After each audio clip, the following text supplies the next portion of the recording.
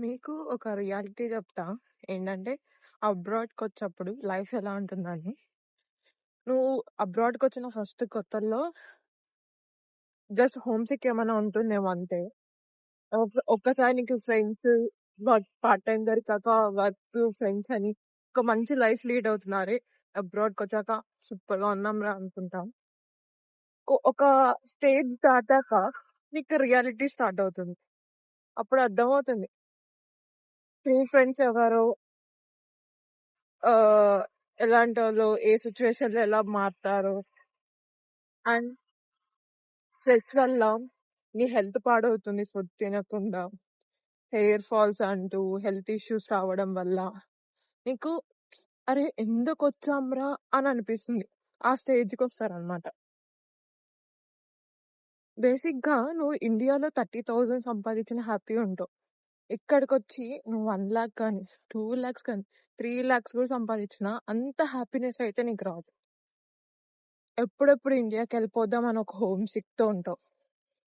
Friends ఎవరిని నమ్మాలో సిట్యుయేషన్‌లో ఉంటావు. అబ్రాడ్ లైఫ్ అయితే చాలా నేర్పిస్తుంది. చాలా అంటే చాలా నేర్పిస్తుంది.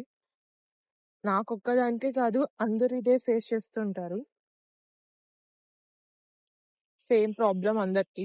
నాకు చెప్పేవాళ్ళు ఫస్ట్‌లో ఇలా ఉంటుంది లైఫ్ అని. ఆ! ఏముందిలే, మనకి డబ్బులు ముఖ్యము. ఫ్రెండ్స్ ఏముంటే పట్టించుకోకూడదు. మన పాటికి మనం ఉన్నాము అంటాం. కానీ ఇక్కడికొచ్చాక అంటే ఒక తెలియకుండా మనకొక బాండ్ అనేది వస్తుంది అందరితో. అది చిన్న చేంజ్ అయినా గూడా నీకు చాలా, చాలా డీప్‌గా హర్ట్ అవుతుంది.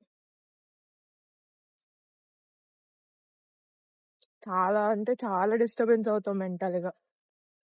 అది రియాలిటీ. వచ్చేవాళ్ళు ఎవరైతే ఉంటారో, నీ సిట్యుయేషన్ బాలేదు ఇండియాలో, రావాలి అనుకుంటే యూ కెన్ రావచ్చు.